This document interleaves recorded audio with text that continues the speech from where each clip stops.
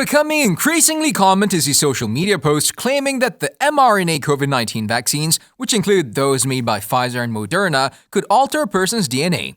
New research from a team of prominent scientists suggests the pandemic coronavirus doesn't just hijack our cells. In some cases, it can actually alter our DNA. Some posts even suggest that nanomachines are being injected into the body.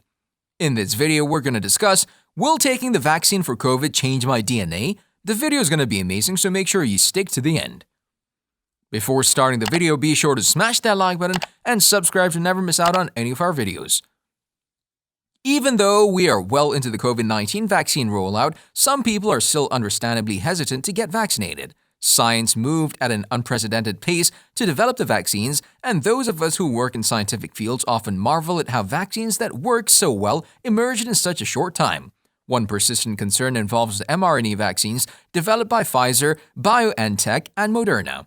Some think that vaccines may alter their DNA. The Pfizer-BioNTech vaccine is the first mRNA vaccine to be approved for use in humans, but the technology underpinning it has been in development for the past 2 decades. And although people are understandably concerned about the rollout of any new medical technology, a very similar principle underpins viral vector vaccines, such as the RVSV Zebo vaccine used to protect people against Ebola. It was extensively used during the recent Kivu Ebola outbreak in the Democratic Republic of the Congo, DRC, and Uganda, with more than 300,000 people receiving the vaccine. The vaccine was also deployed during an earlier outbreak of Ebola, so although mRNA vaccines are a new technology, there's no reason to think that they will have a lasting effect on our biology, besides training our immune systems to prevent COVID-19 disease, that is. A posting on Facebook made the following false claim. The COVID vaccine is an RNA vaccine. This will actually change your DNA. RNA is an acronym for ribonucleic acid, a nucleic acid. RNA is physically different from DNA.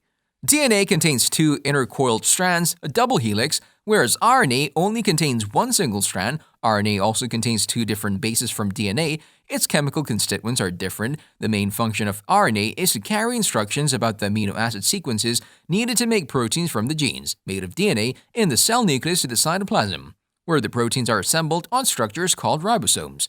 This communication takes place by messenger RNA, mRNA, which translates the sequence of base pairs in the relevant part of the DNA into a corresponding sequence of amino acids that will join up to form proteins in a process called translation. RNA vaccines such as those made by Pfizer, BioNTech, and Moderna contain synthetic mRNA, which codes for proteins specific to the coronavirus's surface. The body uses this mRNA to build its own copies of these proteins, to which the immune system then responds by producing antibodies. This gives the immunized person protection if they're exposed to the real virus later, in this case SARS-CoV-2, the virus which leads to COVID-19. RNA vaccines aren't made with viral particles or inactivated viruses, so they are non-infectious. RNA doesn't integrate itself into the host genome, DNA, and the RNA strands in the vaccine is degraded once the protein has been made. The introduction of mRNA into human cells doesn't change the DNA of these cells, and if these cells replicate, the mRNA wouldn't be incorporated into the new cell's genetic information. The fear that a vaccine will somehow change your DNA is one we've seen aired regularly on social media. The BBC asked 3 independent scientists about this. They said that the coronavirus vaccine wouldn't alter human DNA. Some of the newly created vaccines, including the one now approved in the UK, developed by Pfizer-BioNTech, use a fragment of the virus's genetic material or messenger RNA. Injecting RNA into a person doesn't do anything to the DNA of a human cell, says Professor Jeffrey Allman of Oxford University. It works by giving the body instructions to produce a protein that is present on the surface of the coronavirus. Your genetic code is made up of a different but related molecule to the vaccine mRNA known as DNA or deoxyribonucleic acid, and mRNA can't insert itself into your DNA for 2 reasons. 1. Both molecules have different chemistry. If mRNAs could routinely insert themselves into your DNA at random, this would play havoc with how you produce proteins. It would also scramble your genome, which is passed on to future cells and generations. Life forms that do this would not survive. That's why life has evolved for this not to happen. The second reason is vaccine mRNA and DNA are in 2 different parts of the cell. Our DNA stays in the nucleus, but vaccine mRNA goes straight to the cytoplasm, never entering the nucleus. There are no transporter molecules we know of that carry mRNA into the nucleus, so why might people be concerned that this mRNA could somehow alter our DNA? In an Oz SMC expert reaction, Professor Nigel Macmillan from Griffith University suggests that the process of RNA being inserted into human DNA doesn't happen in the case of some other viruses. We know that certain viruses such as HIV are able to insert their RNA into the human genome, but only after they've converted it into DNA, he says. This is accomplished via a virus enzyme called reverse transcriptase, enzyme humans don't have. In other words, without the existence of the enzyme, there's no way for a similar thing to happen with the COVID-19 vaccine. The upshot is, we don't have a way for mRNA vaccines to be inserted into our genomes, so current vaccines are safe, Macmillan says.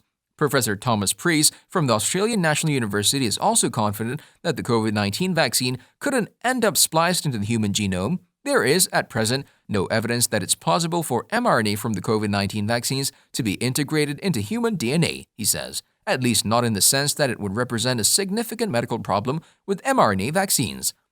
Priest adds that even if by some rare chance a fragment of the mRNA vaccine was able to splice itself into human DNA, it would most likely not be much of a problem anyway.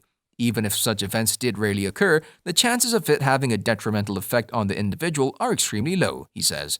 Thus, this issue will likely be of negligible consequence to human health, whether on the individual or population level, especially in contrast to the very real harm done by the global pandemic. Macmillan and Priest both referenced a controversial paper published in the Proceedings of the National Academy of Science, PNAS, claiming that it was possible for COVID-19 mRNA to be implanted in human DNA.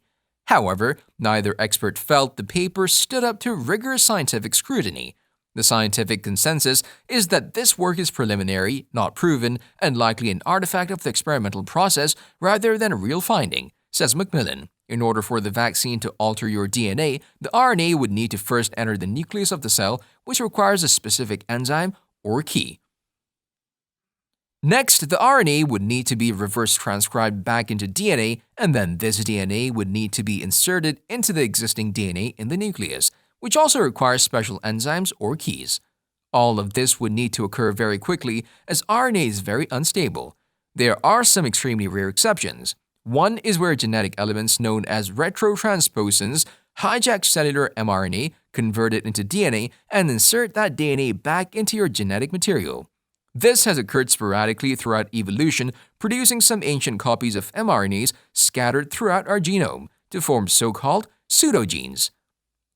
Some retroviruses such as HIV also insert their RNA into our DNA using similar methods to retrotransposons. However, there is a vanishingly small chance of a naturally occurring retrotransposon becoming active in a cell that has just received an mRNA vaccine.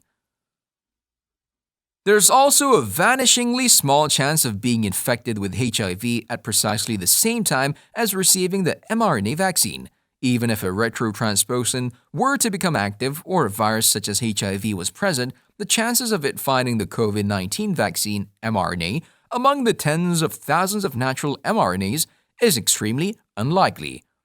That's because vaccine mRNA is degraded within several hours of entering the body.